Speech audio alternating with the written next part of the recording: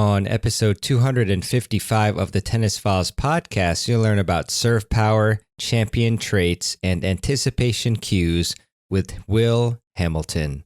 Hello and welcome to this episode of the podcast. This is mehrban, and today we have an episode with Coach Will Hamilton from Fuzzy Yellow Balls. He is actually the co-founder of FYB, which is one of the biggest and most well-known online tennis instructional websites on the planet.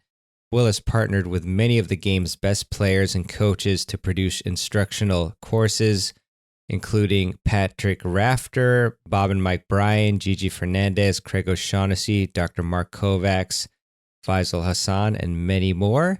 He's also the creator of these singles and doubles playbooks, which teach you the strategies you need to take your match play to the next level. And today I bring forth to you some of a session that I had with Will as part of a private Q&A, and there was a lot of great information in it on weight distribution for your serve, why the loading of the back leg will help you hit your serve bigger, the top pieces of advice that Will has received from legends that he's worked with, the most common traits of the top tennis champions, Will's top doubles plays that'll win you more points, how to react faster to the ball in singles and doubles, and much more. So I think you'll really enjoy this one. And so without further ado, here it is. Hey, everybody. And we're here with my good friend, Will Hamilton from Fuzzy Yellow Balls, who we've played a lot of tennis together, actually, and hung out. And it's really been a privilege to be, friends and learn from all the great stuff Will's doing. One of the pioneers in a lot of respects for your DC guys. Online tennis. Yeah, exactly. Yeah, it's a good place to be. It's warming up. So, we're just here again. What's that? I said finally. Yeah, for sure. So it's good to have you on. And obviously, you've learned from so many amazing, players and coaches and whatnot, in addition to, coaching yourself. So we're just here to answer some questions and have some fun. And I'll ask you some questions as well. So I'll just kick it off here while we let people get settled. I mean, it's obviously a tough question, but what are, Going out with the hard-hitting material right at the top. 2 or 3. That's right. I want to know everything. No, what are maybe 2 or 3 pieces of advice that you've gotten from, the world-class players and coaches that you've been associated with that you have implemented, like in your tennis, like, when you're playing, you think like, oh, Martina said this, or the Brian Rose said this, etc. So what are those few things? Well, first of all, Christopher, Jamie, Paula, thank you for joining us right now, spending your Thursday evening with us. Yeah, the one I was thinking of right now, like a couple months ago, I felt like I was being a little passive at the net when my partners were serving.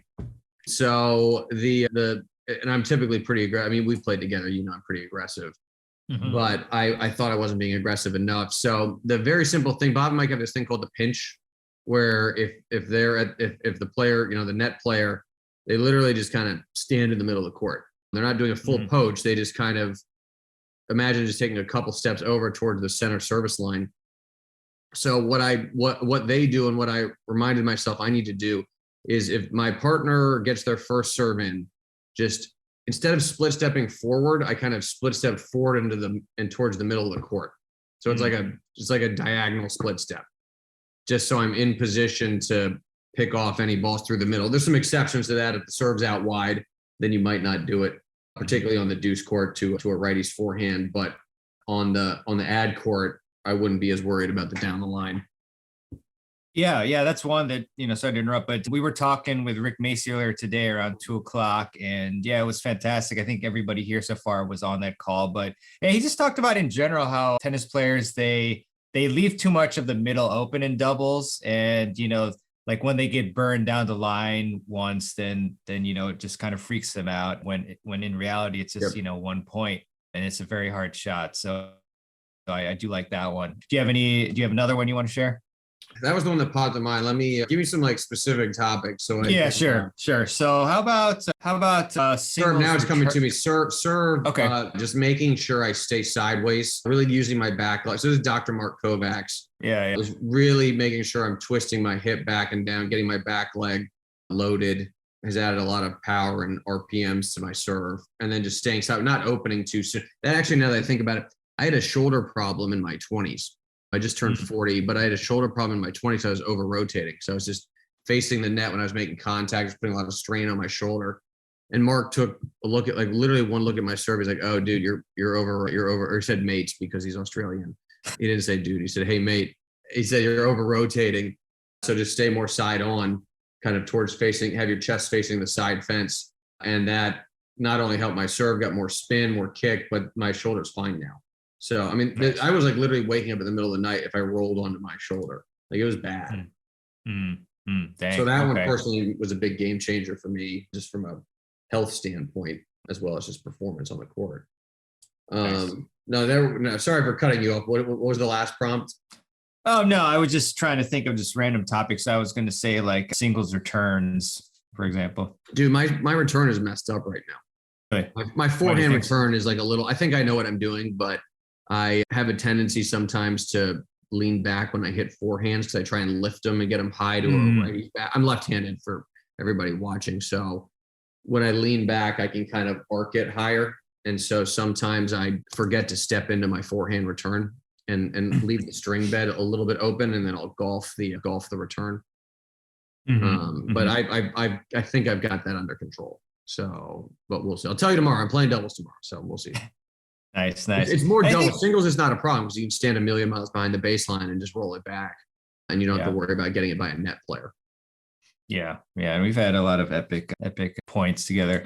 So, and I mean, it's just incredible. I'm just going to ask this one last question, then we'll take some from the audience. But, just in looking at kind of your resume and from memory as well, I mean, you've worked with Patrick Rafter, Bob and Mike Bryan, Gigi Fernandez, Craig O'Shaughnessy, Dr. Mark Kovacs, Faisal Hassan, who's a great coach as well. And, a bunch of others who I'm probably forgetting. But how did you meet, the first one of these big shots? And then, how did it go from there? Because it's just, I think a lot of people would probably wonder, like, how did, a nice young man like yourself just get linked up with like all these. You don't know me that well. You guys don't know me that well. Yeah.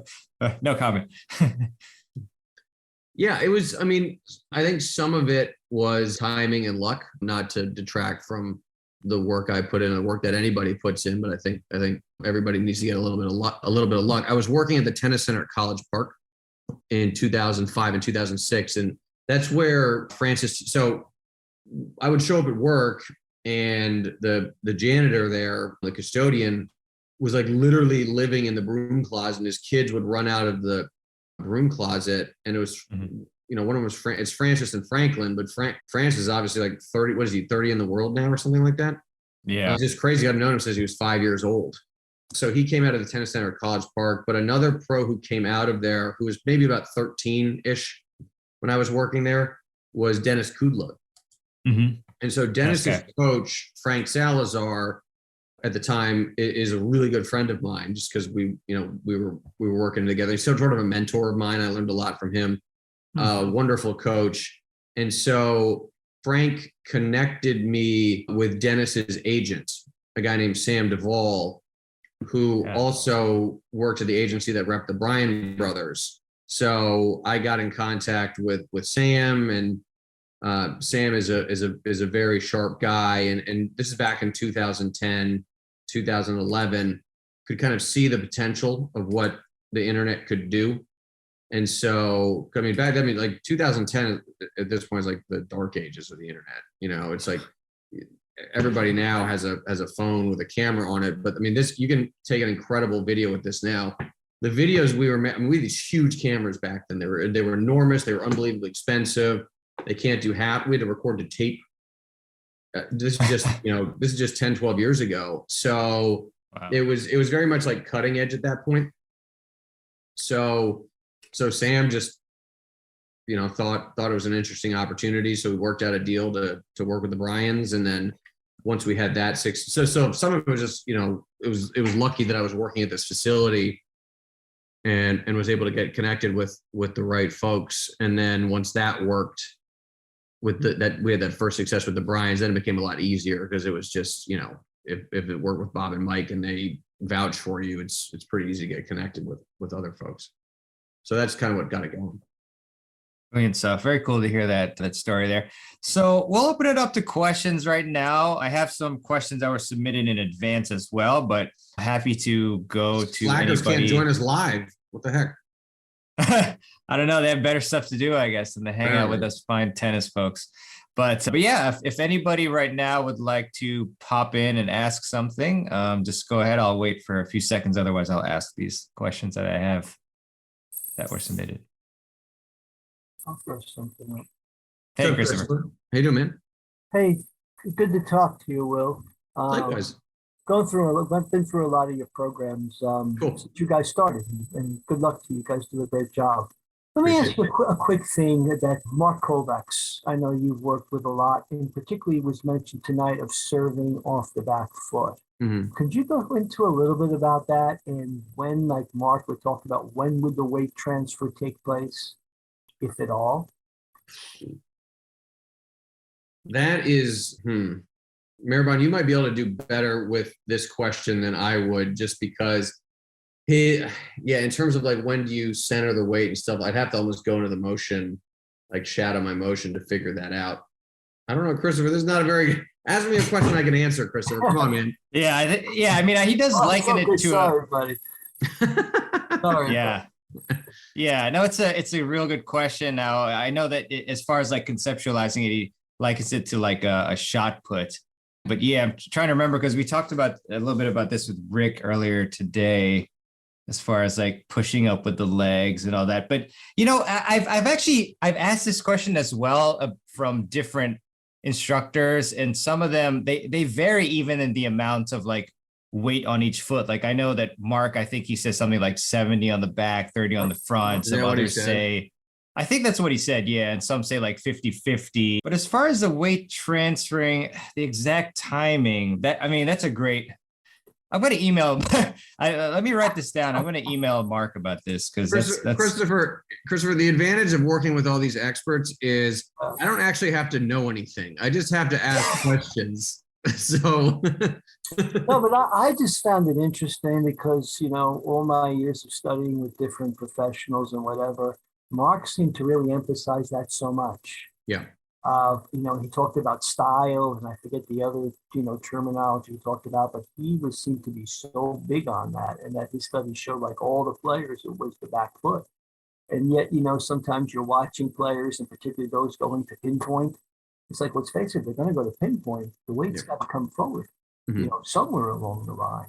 And then I know when you demonstrated with the shot put, so to speak, working with them, and I said, I've never really seen the concept before. Mark is like, obviously knows the stuff as well as anybody. Was so huge on that. Yeah, I mean, to be honest, like when I first got started, my understanding of the game was very, I guess you could say, inferior compared to now. Just because when you worked with all these folks, you realize you might have had a perspective that wasn't entirely accurate or just was not necessarily completely informed.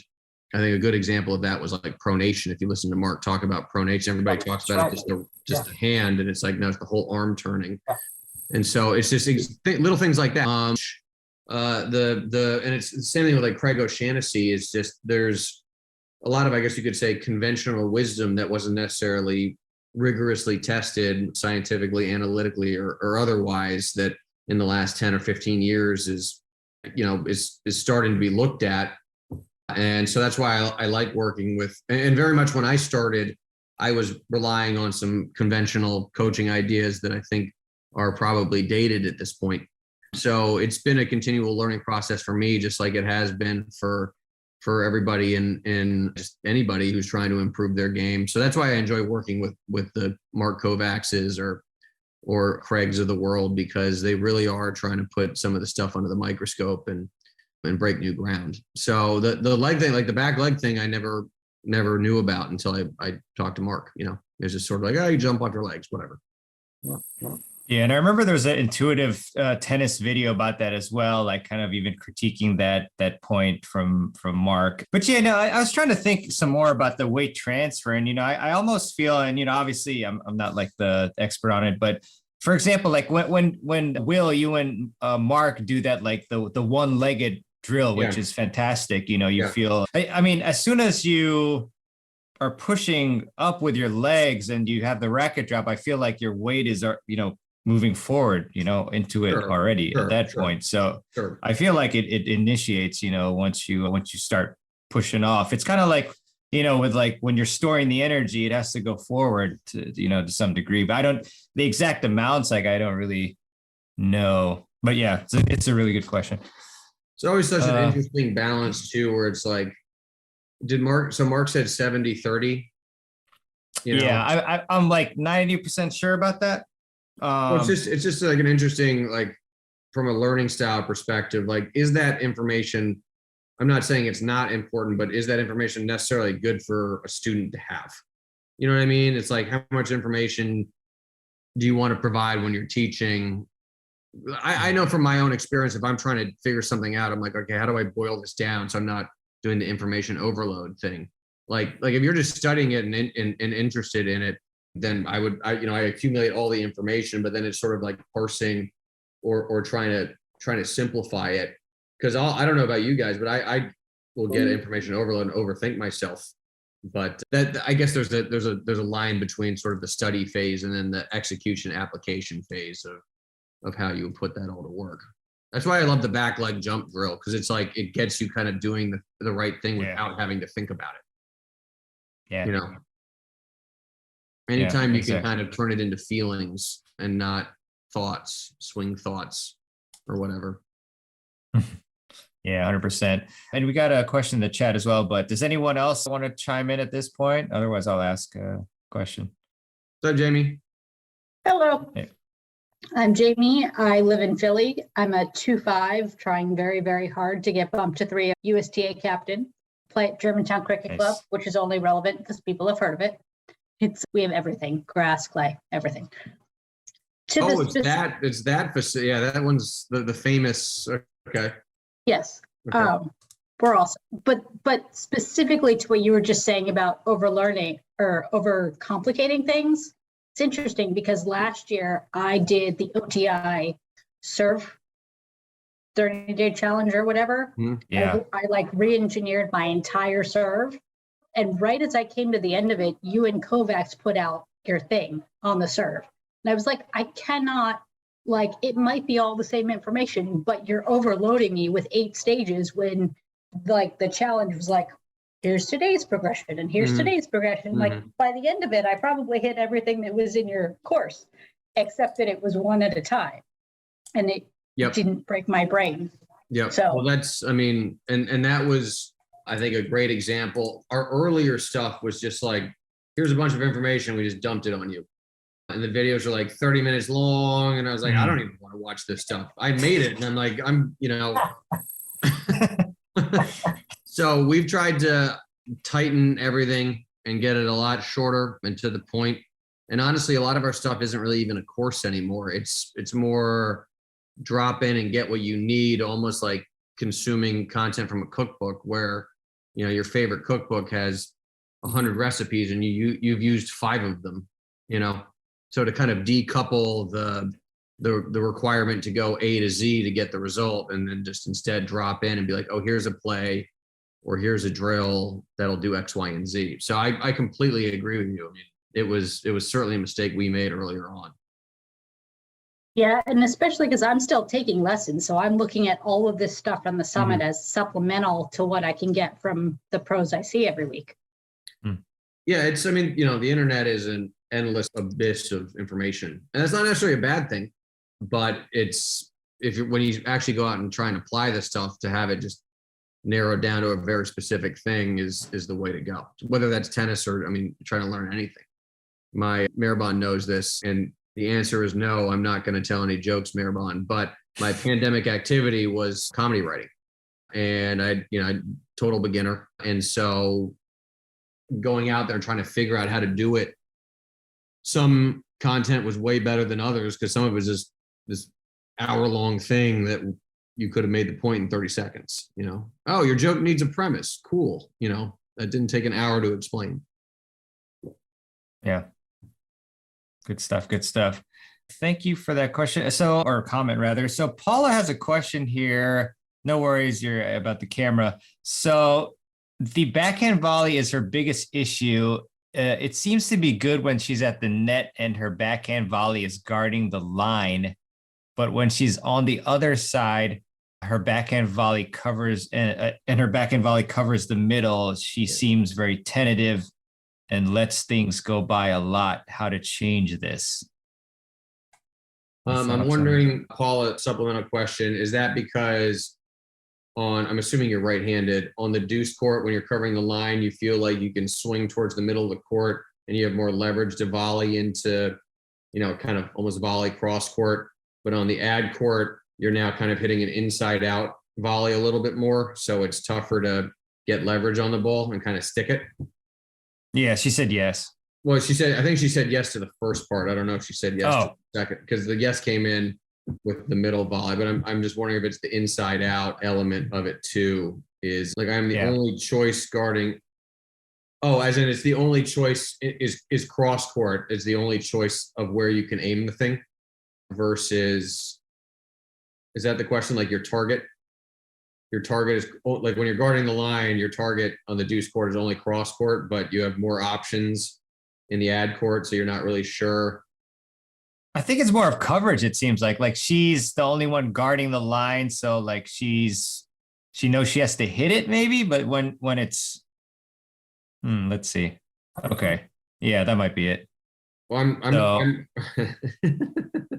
I'm going to interpret it as there's more targets in the ad court. And Paula, if that is wrong, you can just follow up and say that wasn't my question. And you can also, I can unmute you if you want, and you can chat with us. Like you don't need the video necessarily, Paula. So you can unmute yourself, or I can unmute you. Well, I will proceed, and then Paula, proceed. You want to jump in? So on just in terms of a target on the ad court, like if you're moving to the middle, if you poach, whether you're in the middle of the court or you just full poach, you don't want to volley it back towards the baseline player in the ad court, because then they have to hold down the line they can hit into. There might be an exception where you can hit a sharp angle, but you really need to hit a winner in that case.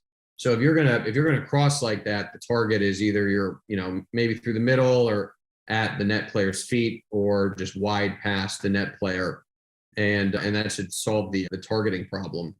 In terms of the leverage thing, one of the mistakes, like my volleys, I used to make a mistake, and I don't know if you're making this mistake, but I would reach for my volley. So I'd hit them too far out in front, and I would get a weak wrist position like this. You see that a lot, this kind of volley, where you want to be more like that, and you're almost waiting on the ball a little bit. At least the sensation for me is I'm waiting for the ball to get to me so that I can so I can really get a good knife on it, even though I don't know if that's technically the right way to think about it. But so I would examine the next time you volley if you're reaching for it, because then you're going to lose all power on the ball. You're not going to be able to put it away.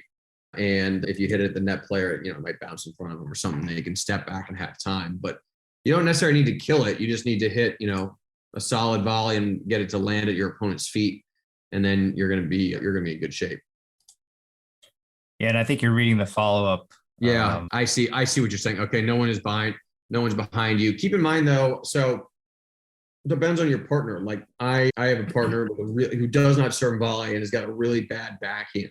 So if the ball gets back to that backhand and I'm just standing there like a spectator, we're probably going to lose that point. So it obviously depends on the quality of your partner's backhand. If they have a great backhand, then maybe you let it go by because you think your partner's going to win it from a baseline exchange. The other thing, and I learned this I was just with Navratilova about 6 weeks ago, and she was talking about the specific situation is in the ad court, play Aussie. So you want to actually stand in the deuce service box right by the center service line, move your partner to the middle, serving. And so if your partner's serving, then the ball is going to be returned down the line to your partner's forehand, which presumably is the stronger shot. Now your forehand volley is in the middle, so you might be able to cheat over and get it. So, and then, keep in mind in that situation, if it's down the line ground strokes, it's more your partner's forehand at your opponent's backhand, unless they try and run around it. And what it also does, if you're facing an aggressive poacher, it takes them out of it, right? Because the ball doesn't have to cross them on the diagonal when you're in a down the line rally exchange.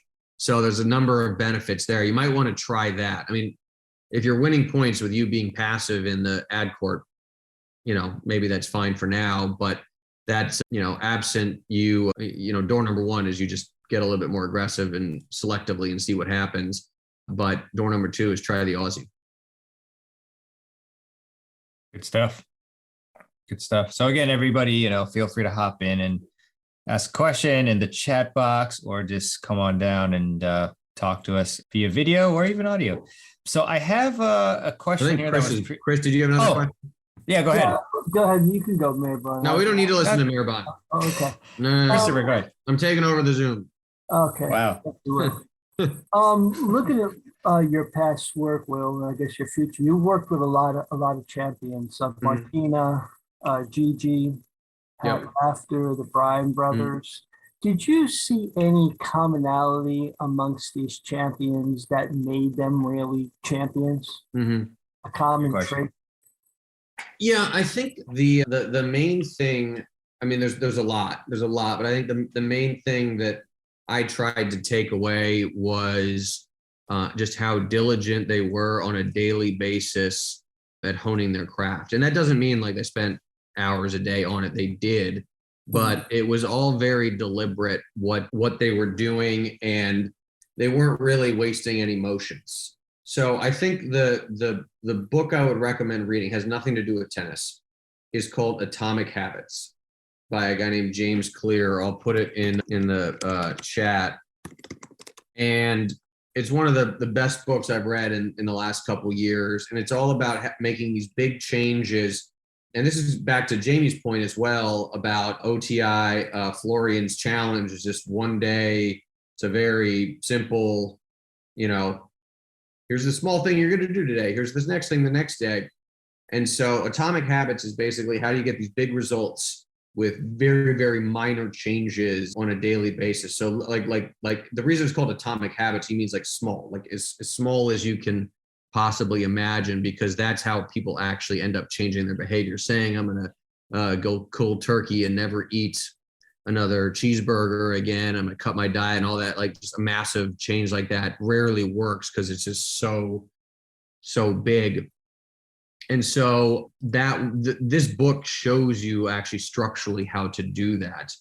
So I would recommend reading it. It'll change. I mean, you can use it to change any area of your life, but I think there's a lot of practical application for your tennis game as well. So like, one of the things I did, again, another pandemic activity, was I do 18 minutes of yoga every day because I was having like back problems and like, knee problems and all sorts of just random stuff just because, running a website, you sit in a computer chair too long and then you go play tennis, which beats your body up. So just that, and I'm able to get through 18 minutes and do it diligently. Like if it's 25 minutes, maybe not, right? I don't have that level of discipline. So they, all of these pros are masters of habit. So I would, that was maybe not the answer you're looking for, but I think one of the things they do that allow them to maximize their talent.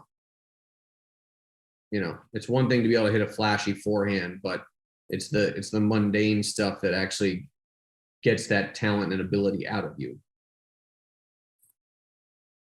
Yeah, and I like this one, which I think this is in Atomic Habits. So one thing I did last year while I was working on my serve was I booked extra time on all the days I was already scheduled to play rather than trying to make myself do something on off days. So isn't that like habit stacking? That's exactly what it is. Yeah. Yeah. That's funny. That's one of the things.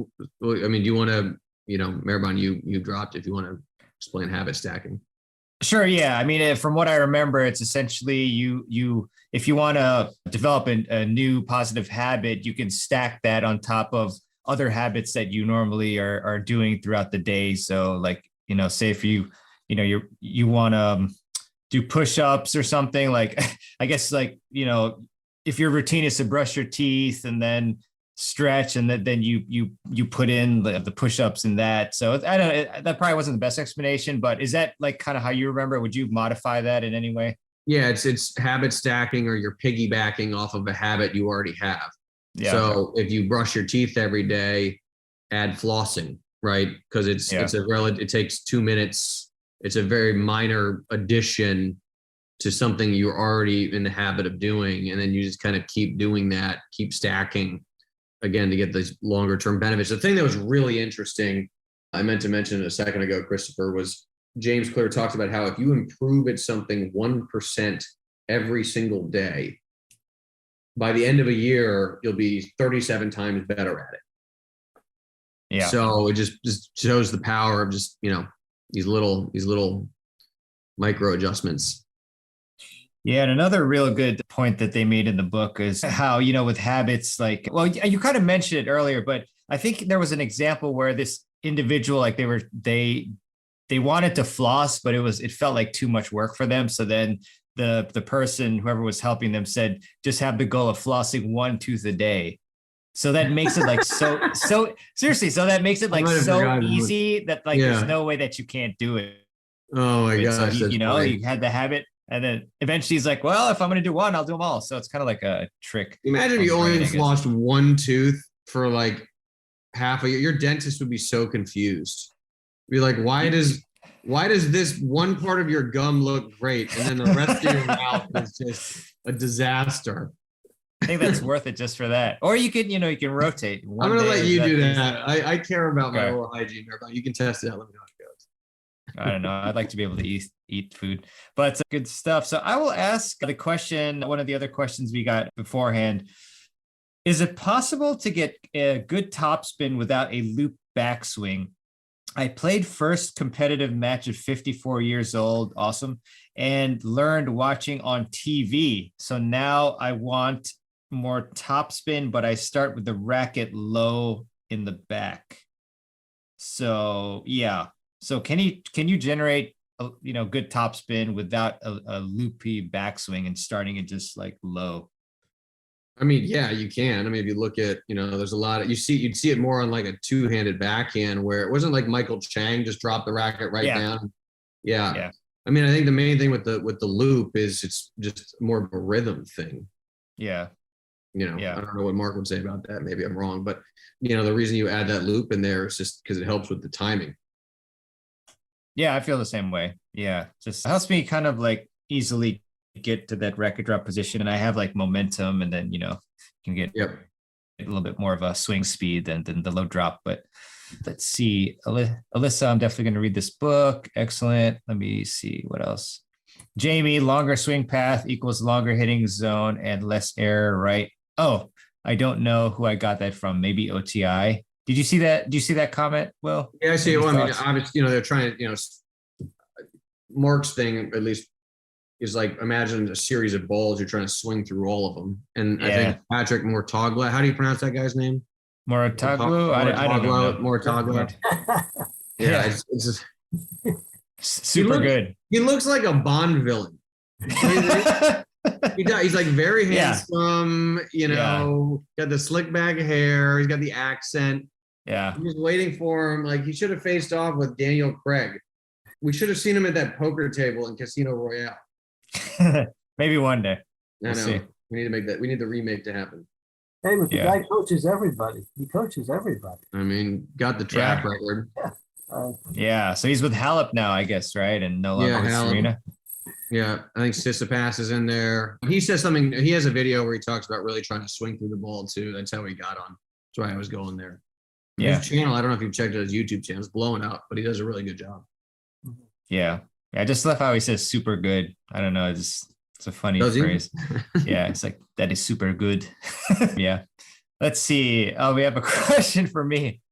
Oh, that's a good question. Sorry, this isn't like super substantive, but I'll whip through it. But mehrban, congrats on a fantastic summit. Do you really have a daytime job? You spent an insane amount of time on the summit. Yes, I do. I do have a full-time job, which Ian told me to quit when he came down here. But he said, let me call your boss, give me his number. But yeah, I definitely took off for the summit. I couldn't do that like while working. But you're burning vacation to do the summit. Yeah, I am. Jeez, that is commitment. Thank you. My goodness. Yeah, well, I've got enough. It's fine.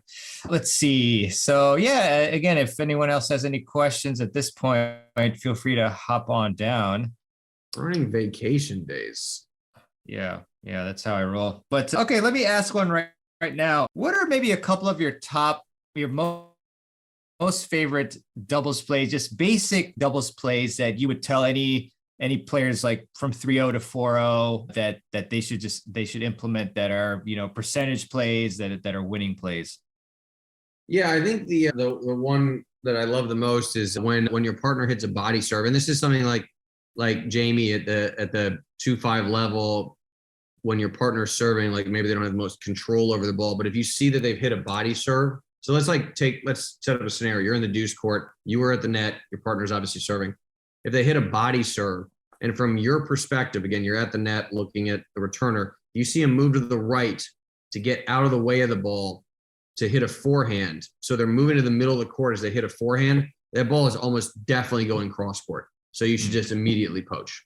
Doesn't matter if your partner is coming to net or not, or knows that you're going to do it or not. You should just at least, kind of slide into the middle of the court, if not outright sell out, because that ball is likely coming through the middle. And the same goes for the ad court as well. If you see them move to the middle of the court, sort of the left from your perspective to hit a backhand, that ball is going cross court.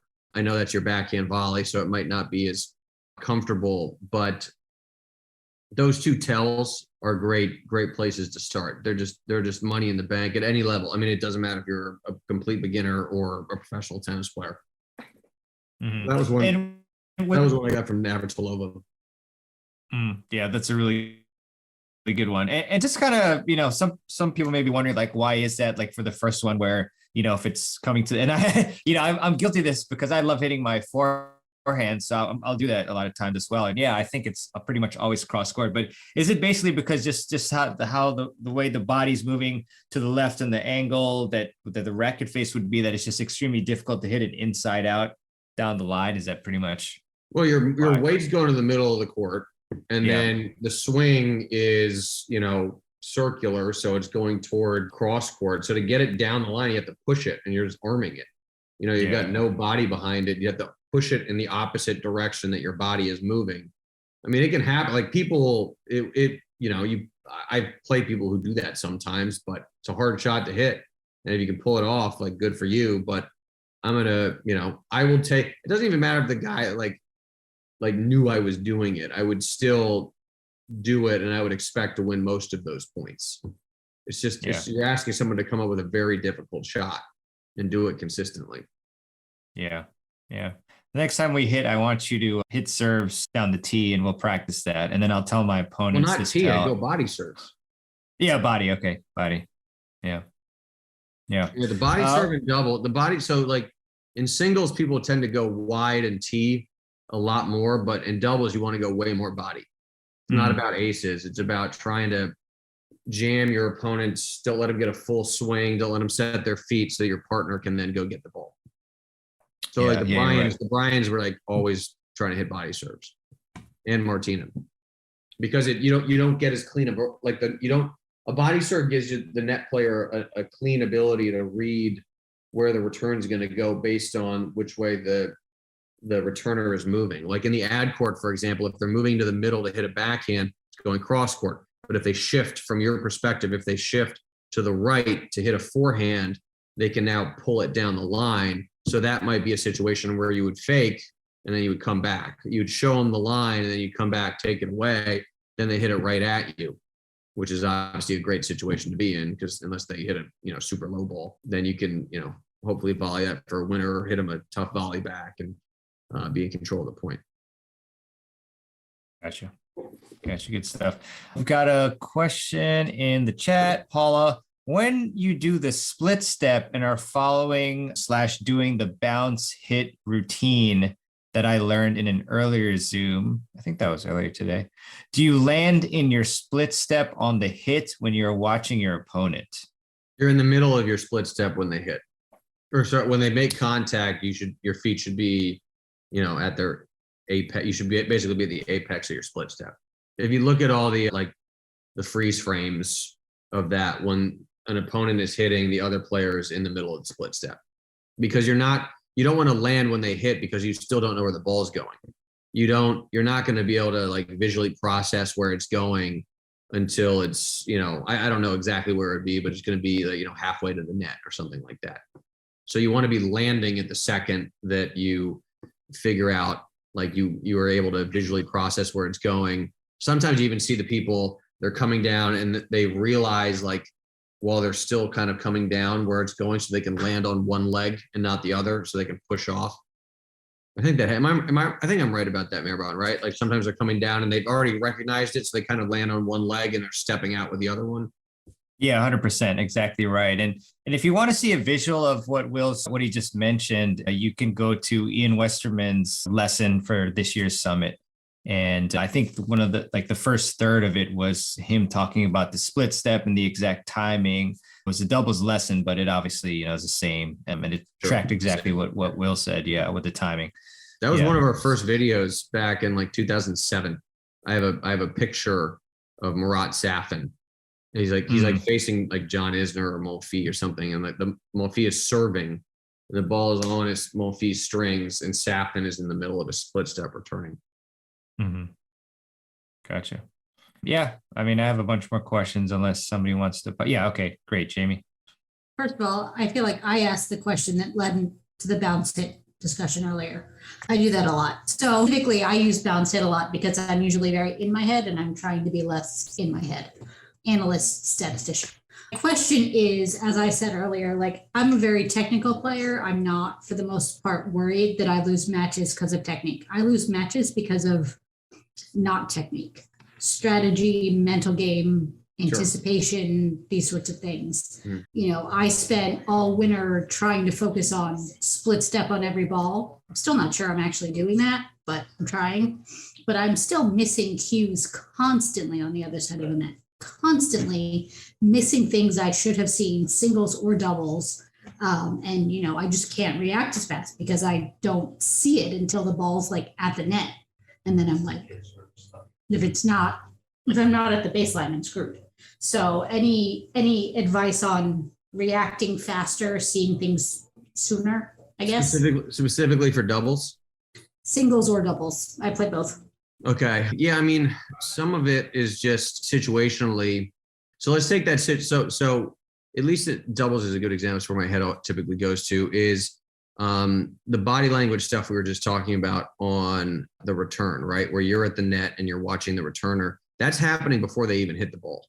So if you see that, that's like a cue or a tell. People call them cues. I call them tells. That is a tell. I was a former poker player. That is a tell to poach. Or in the ad court, if they shift from your perspective to the right to hit a forehand, that's a tell that the ball could be pulled down the line. But all of that is happening before they even make contact with the tennis ball. So as much stuff as you can accumulate like that, you're going to be in like kind of the further out you can see what's about to happen, or what to look for. So another one, let's build off of you're in the ad court, returner shifts over to the right to hit a forehand. If they hit the ball down the line at you and you volley it back at them, you should, if you hit a decent volley, you should poach on the next shot. Doesn't matter what kind of shot they're hitting. If you hit a decent shot, they are most likely going to try and bail out cross court at this is one up, one back at your baseline partner. They're trying to hit the safer shot. So that's a situational tell, right? It's not necessarily something that your partner or your opponent is doing with their body language. It's just they hit it at me, I volleyed it back at them. They're probably hitting that ball cross court on the next one. So I would, if you see that exchange, right, whether it's the deuce or the ad or the deuce, if the person hits it at you and you volley it back to them at the baseline, just poach on the next one. If you hit a decent shot, if you hit a bad shot, you should. But so that'd be another one I would just file away and use the very next time to play. Yeah. Now I'm trying to think of like, if you're returning, now I'm just like filtering through. If you're returning in the deuce court, doubles again, and you lob down the line and it gets over a righty's backhand shoulder, or if they hit a backhand overhead, that ball's probably going to come through the middle. They're probably going to kind of angle it cross court. So just be looking for that next shot. There's all sorts of little stuff like that. Do you play a lot of serve and volleyers in doubles? I don't play at a level where most people know that they can do that. Yeah, I would think. I mean, sometimes I try to throw it in behind my kicker because I have Yeah. one, but I mean, at 3-0 level, most people don't know what that is. Yeah, Let I alone wouldn't have think one. You'd see it too much. Yeah, because where I was going with this is like if you're playing a serve and volley and the return is low and they hit a low volley, that'd be a perfect, like whenever you see that, you should basically, as the net player, try and kind of poach on that. Because they're probably going to try and get it cross court. It's going to be tough to redirect that down the line. I have another question, but I don't want to hog time if other people have questions. Oh, go for it. So Chris looks like he'll jump in if he looks like a fighter. No, but Jamie, if you want to go, and Chris, we can jump in if he's got. I don't even know if he has one. I was just trying to make what turned out to be a highly mediocre joke. Well, again, I play singles and doubles, and in singles, it's more a problem in singles than in doubles that I am short and get so often. And I've been having this discussion with one of my pros. He says, you should stay back so you don't get lobbed. Mm-hmm. Well, but if I hit a really great, approach shot, then I'm like, well, I'm already halfway there. I should just come in.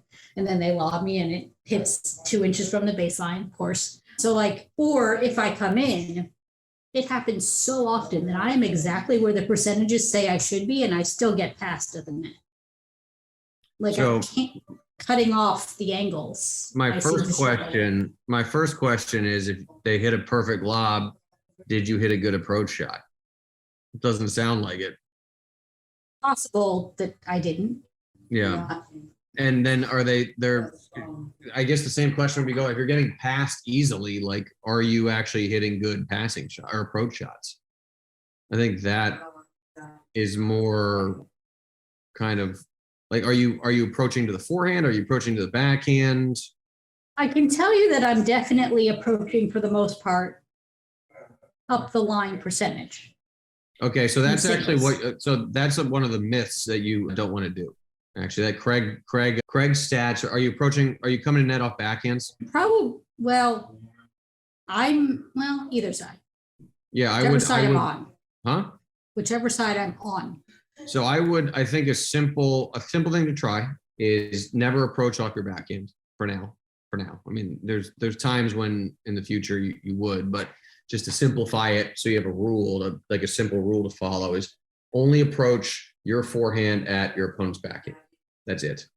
Doesn't matter where you're standing on the court, down the line or cross court, doesn't matter. Just you're hitting a forehand at the backhand. Craig O'Shaughnessy's stat showed for Federer when he hit an approach on his backhand, he only won the point 55% of the time, which is it's good. It's obviously above 50%, so you do it. But when he approached off of his forehand, he won 74% of his approaches or something like that. So I would just cut out all backhand approaches if that's your weaker side. And then obviously your forehand, you want to go at their backhand, then I would think you're much more likely to get a bad lob attempt. That is my guess.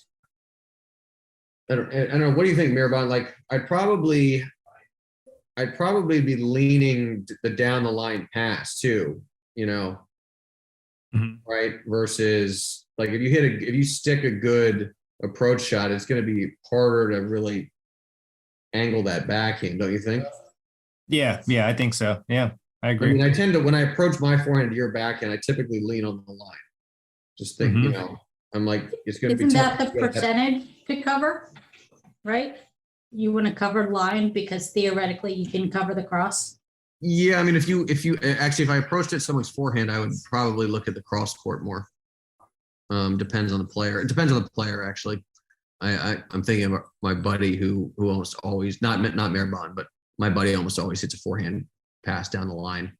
But the forehand roll is a really, really typical one. I think actually that's a good. I think the stat is when players are set up for a pass on the forehand, 80% of them are roll cross court.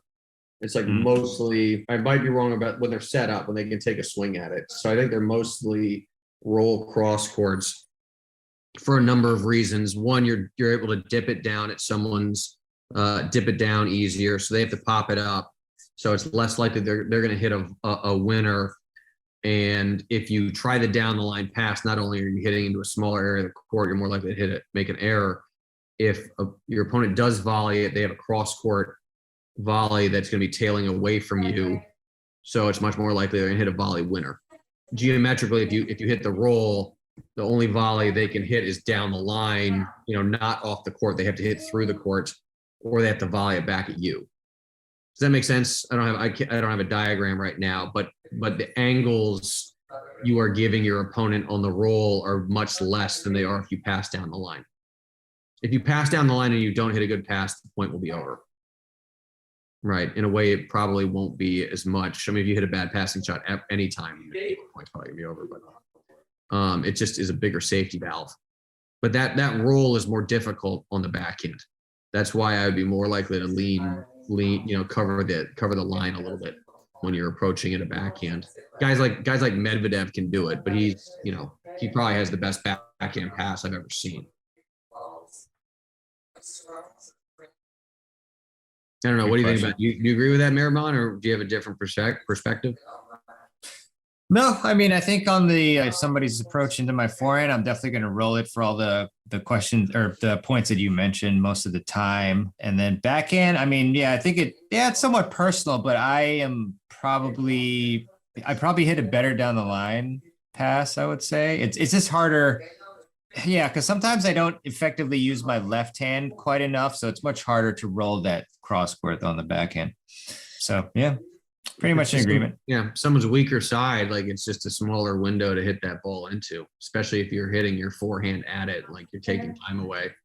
If they just try and block it, that's probably just going to be the down the line pass attempt, especially if you are approaching from the ad court. So if you're hitting a cross court approach, which sounds like if you were hitting a cross court approach, so you're in the ad court hitting it cross court and then you're following it in, that I would almost always lean on the line. I would not expect them to hit it back at you because they're going to be seeing that open court and try and put it down there. If you look at someone who does this a lot, is Stefanos Tsitsipas. He'll actually, from behind the baseline in his backhand corner, he will hammer a forehand cross court and then charge the net to start running. He'll hammer the forehand to start running forward. And he's running on the diagonal, so the backhand roll would go right at him. So people try and pass him down the line, and then he kind of goes over and gets it. Federer does that too, actually. Those are the only two players I've really seen use it a ton.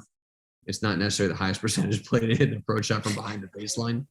But yeah, anyway, that was a long way of getting to, for the time being, maybe just try only hit forehand approaches at your opponent's back and then cover the line.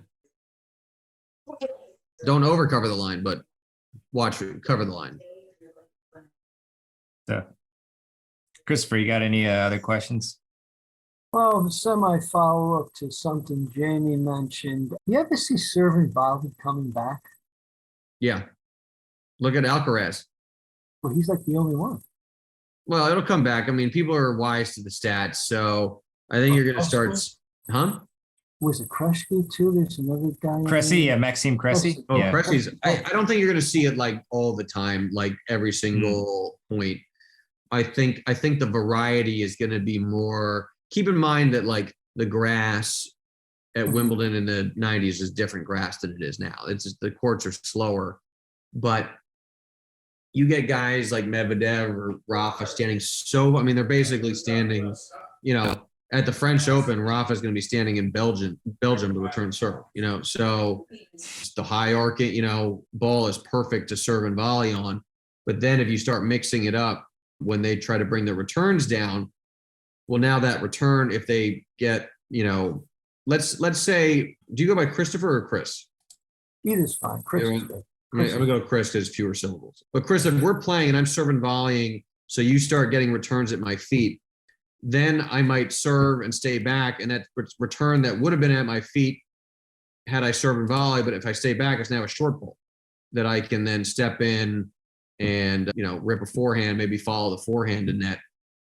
So I think the variety of sometimes serving and volleying and sometimes staying back forces the opponent to guess as to what kind of return they should hit. Do I hit a high ball or I'm just trying to roll it back?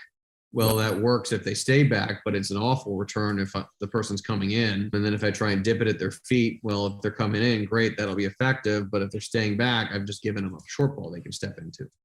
So I do think you'll see that variety. Again, Alcaraz did it. This is another Craig O'Shaughnessy stat. I think he did it 11 times against Ruud in the final of Miami.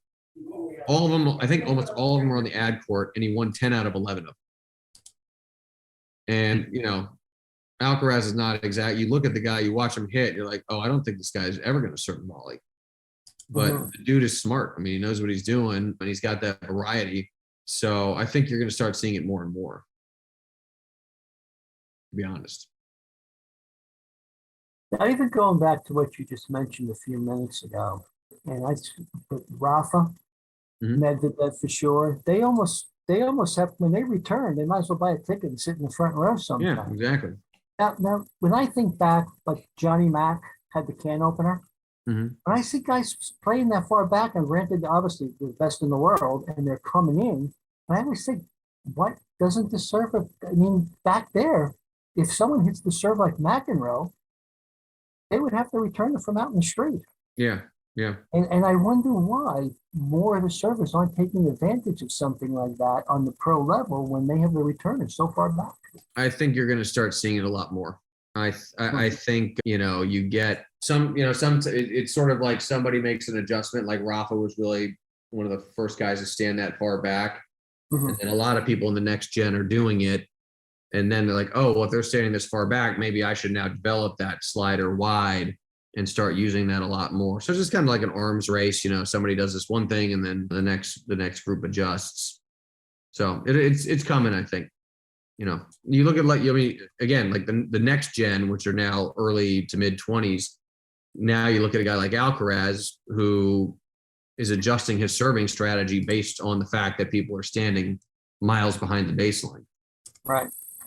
So, and, you know, some of it also to keep in mind is like technical ability. Like not everybody is like Djokovic, who can just stand up there and just take it early and stick the return back. I mean, Medvedev has such big swings, and Rafa, frankly, like Rafa's got, particularly on his forehand, like, you know, it's got a decent backswing there, so you can rush him if you go right at him. And so what you'll see a lot with Rafa actually is Djokovic does this, is Rafa will serve, second serve. Djokovic will hit the return right back at him, and he'll actually hit it at the forehand a lot.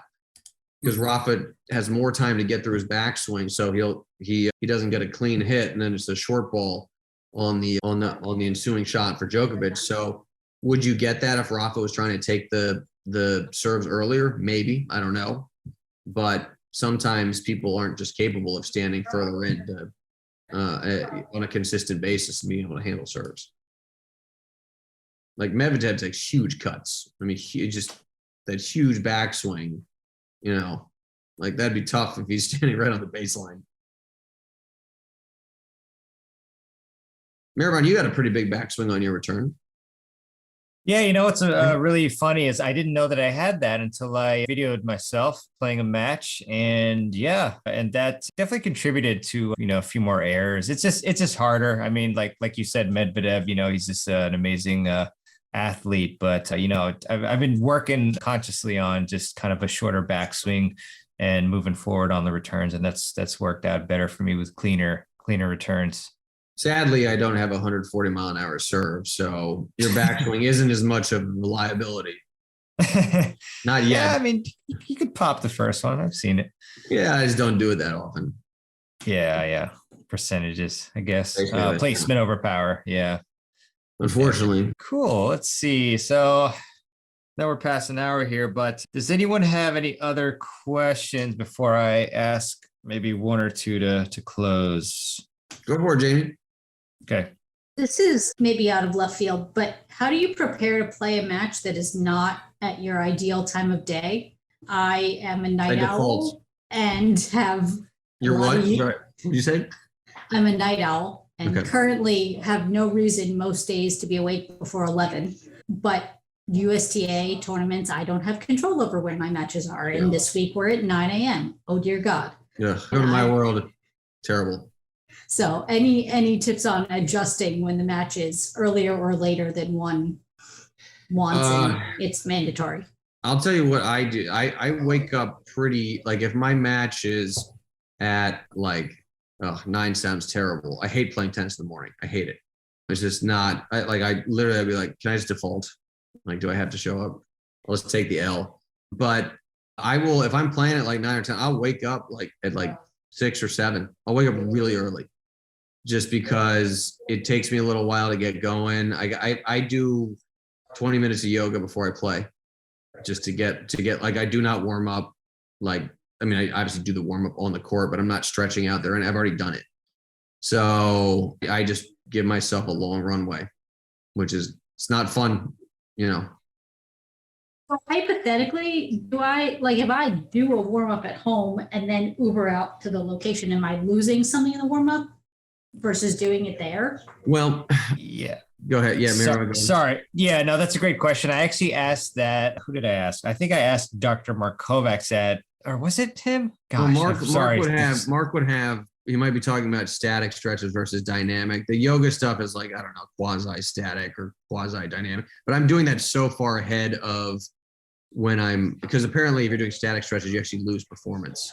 No, I have his dynamic warm up somewhere. Yeah. It's timing. It's right before versus, before I go out there. Oh yeah. So now I remember, and sorry if I interrupted you, Will, but yeah, so it was with Dean Hollingworth where we did like this live fitness workout. And so at least from what Dean said, it's definitely ideal if you were to do the dynamic warm up like before you play, because the reasoning is that, you do the dynamic warm up at home and then like you sit in the car and then you drive. And then at that point you do like kind of lose some of the advantages of it. It's much better than not doing it. Like say if you knew that you, for whatever reason, couldn't do the dynamic warm up before you play, it's fine. And he also said that in the summer, it's a little bit more forgivable as well, because, it's obviously it's warmer. And so you'll stay a little warmer, but yeah, you do lose a little bit on average. So I would definitely try to do it at the site if you could, but if you can't, it's much better than nothing. Yeah. Our home matches are always later because we actually give members priority and then USTA takes over at noon, but away matches are more often than not at terrible times. Yeah, I'm gonna do I don't know what the dynamic, how long was the dynamic warm up you recommended, mehrban? I think it was like 15 or so, maybe 10, minutes? 15. So it's maybe like 10 to 15, something like that. Oh, that's long. Okay, it's a lot. Yeah, that's a lot. Yeah. Gotcha. Yeah. Yeah. Even 5 minutes though is much better than nothing. But yeah, that was ours. Yeah, I know for and this is not necessarily all tennis related, but the yoga stuff I've done is just because it's very deep stretches and sitting in a computer all day or just life. It was been big for me because I was having a lot of issues, back pain and stuff like that, and it's all gone now. So that has been very beneficial, and this is just me personally doing it before I get out and go play works very, very well for me. But I am not an expert on any of that like physio stuff, so I'm the wrong person to ask for a good piece of advice there. I thought you were a yogi. I guess I wouldn't say that. I just I'll do anything as long as I don't. If my back hurts, I would I don't know. Yeah. Another workout. Pilates, something like that. Anything to get rid of back pain or anything like that. So yeah, I know you've talked about the yoga routine that you have like with me as well, and we were in person together. Where did you learn that from? Was it like just YouTube, or was it a particular class? I just went to YouTube and found stuff. I mean, there's a bazillion things on YouTube. Okay. Just a basic one. YouTube, I was trying to stay on brand. I was like, well, I started uploading tennis videos to YouTube. People found me and, learn how to play tennis. So I need to then, if I'm going to learn how to do something, go to YouTube as well. Otherwise it would be hypocritical. Yeah, you are right. That was the worst pun in the world. I was asking, do I have any specific words that I say to myself when things are going a little wrong during the match? I actually, I don't know if you've heard of a guy named Jeff Greenwald. Actually, a lot of times, like, I'm not negative, but I'm like, if I hit a stupid shot, I'm like, oh my gosh, I'm such an idiot. And then, but that just like, and then I'm done. Like I'm able to just clear it. Just even though I realize that's like kind of negative self-talk, it doesn't get me down or anything like that. It's almost like I'm sarcastically talking to myself. But I try to actually focus. So Jeff Greenwald is a mental game expert out in San Francisco. We've worked with him, and he's very much about using your body to control your mind. So one of the things you can do it right now is if you like visualize a pink elephant, and then once you're seeing it, grind your toes into the floor and focus on that sensation. It's impossible to have a thought and a sensation at the same time. So if you're getting in your head thinking about outcomes, thinking about the future, thinking about the past, you can just focus on your feet, what your toes feel like in your shoes. You can focus on, a tennis ball in your hand. Look at that fuzzy yellow ball brand right there.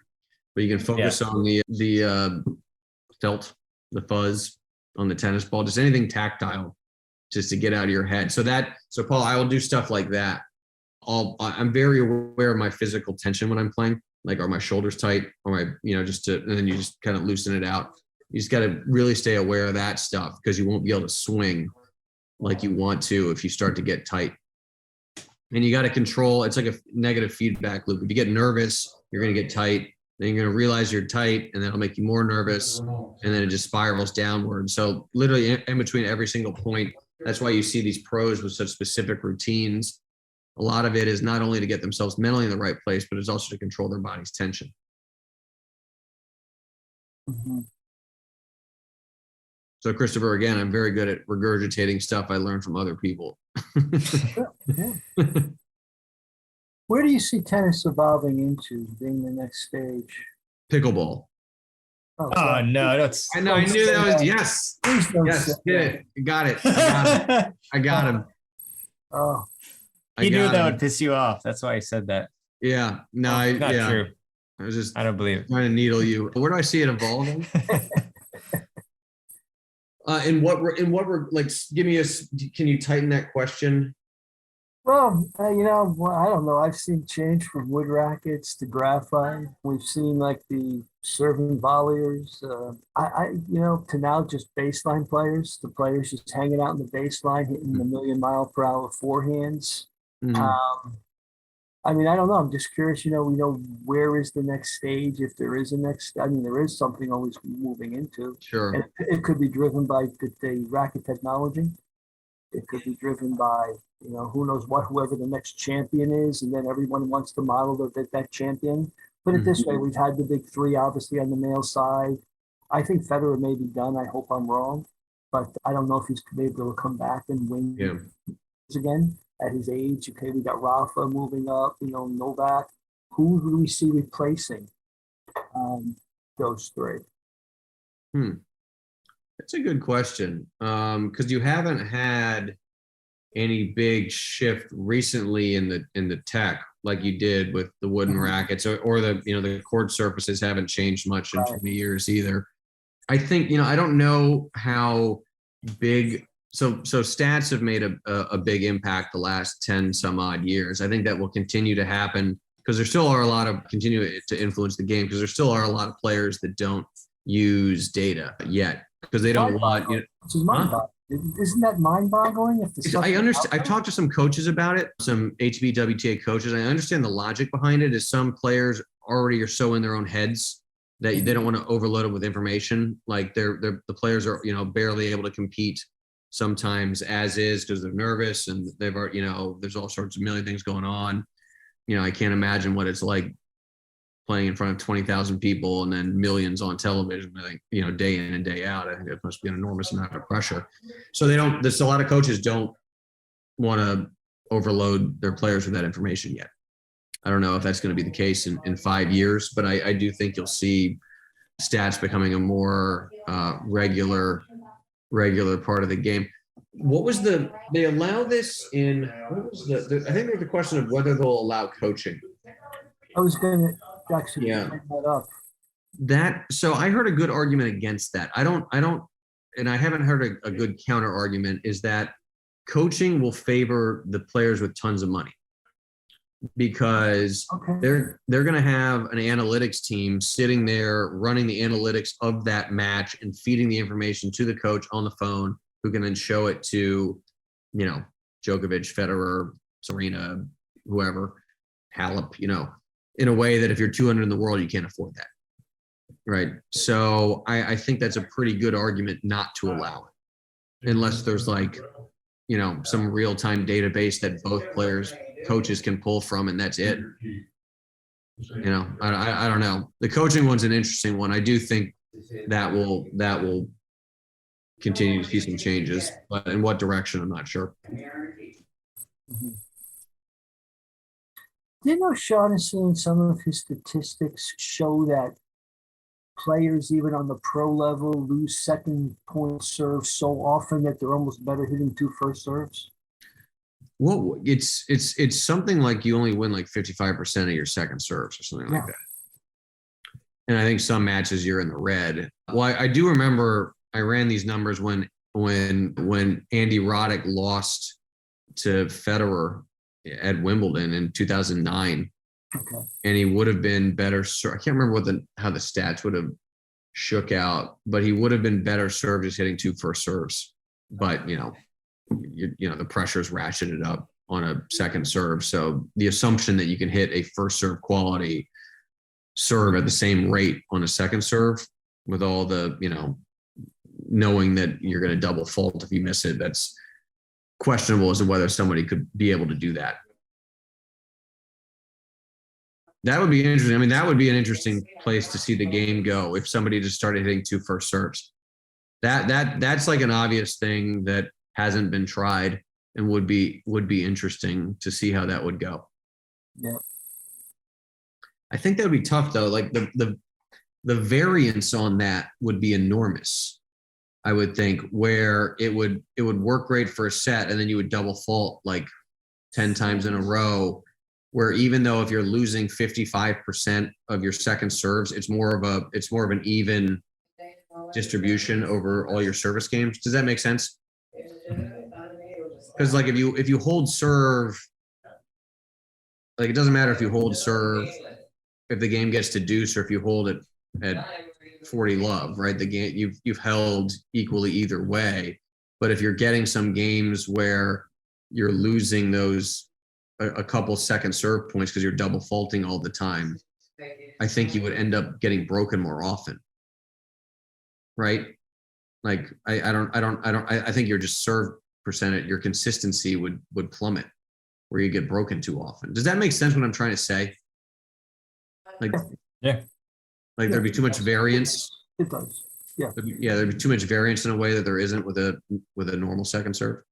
Someone might try it though.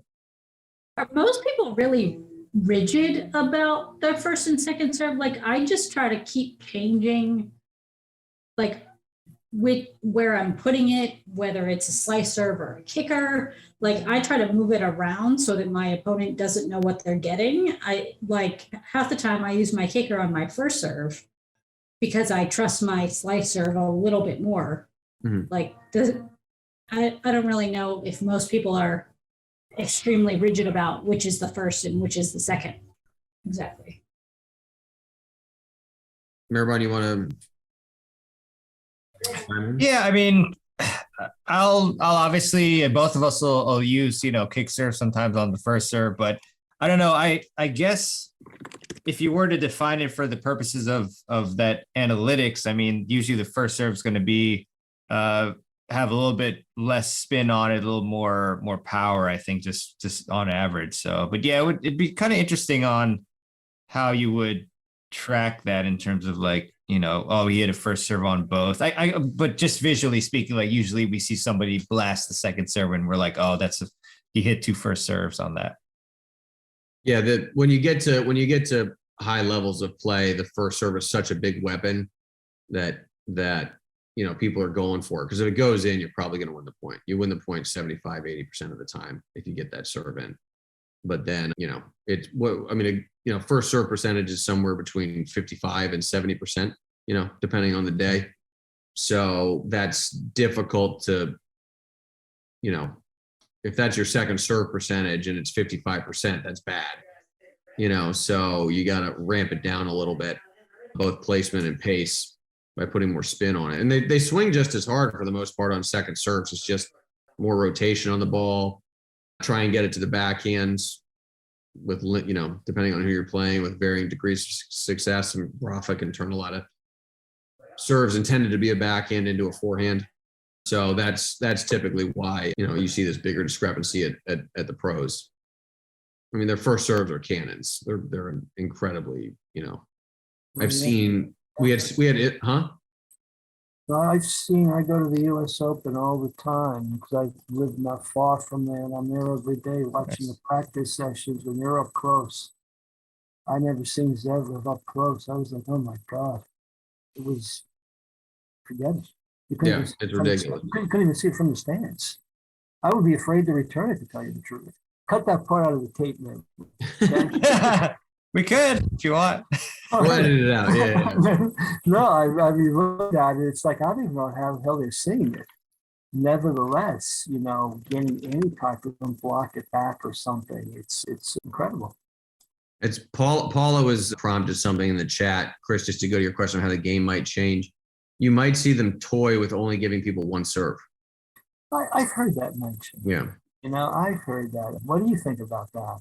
I don't know. I would be interesting to see an exhibition tournament where they allowed it, just to see what would happen. I'd rather see them go back to wood rackets. Yeah, I mean that would be funny if it was just wood rackets. It would be an interesting experiment. I think it'd be an interesting thing to see try. Or you get like one mulligan. You're only allowed to have one serve, except there's one point where you can choose to have a second serve. Yeah. Like a bonus serve or something like that. That's really messing with the game, but it'd be funny to see. It sure would. I just couldn't visualize one serve at the club level. Yeah, that would be double fault, double fault. I couldn't see it at the club level. Maybe at the days like when Sampras was the heyday and he was banging eights on every shot, I'd say, okay, maybe go one serve with a guy like Pete, but at the club level, I don't know. Yeah, Pete was one of a kind. I don't think we're ever going to see second serves like that again. Yeah, definitely. Any last questions from the crowd here? We answered every tennis question there is. We did it. Yeah, definitely. No, sorry. Were either of you saying something? No. Okay. Cool. Well, thanks everybody, and thanks Will for your time. It's always fun. It's great to see you all back here again. So just for schedule update purposes, so next Monday, or this coming Monday rather, we have Jorge Capistani at 8 p.m. Nice. Eastern. Nice. Yeah, definitely. And then we have Peter Freeman Wednesday at 8 p.m. And I'll update you on all this stuff and change the schedule. And then still working on Paul. So we'll keep you updated, but obviously I'll, let you know. That Paul Anacone? Yeah, Paul Anacone. Yeah. Cool. Good people. That'd be a good one. Yeah, for sure. So so that's about it. I hope you all have a great weekend, and let me know if you need anything. Just send me an email. But again, it was fun, and I hope you enjoyed these sessions so far. I've got a few more for you coming up. So thanks a lot, everyone. Thanks everybody. Great. Thanks. Thank you. Thank you, guys. Take care. Good evening. Bye-bye. You too. Take care. All right. I really hope that you enjoyed my interview with my friend Will Hamilton from Fuzzy Yellow Balls. Definitely check out his stuff. All the links are in the show notes in your podcast app of choice. And I also would really appreciate it if you would leave a review for the Tennis Files podcast. And you can do that at tennisfiles.com/Apple Podcasts, or just hit the review button in your podcast app of choice.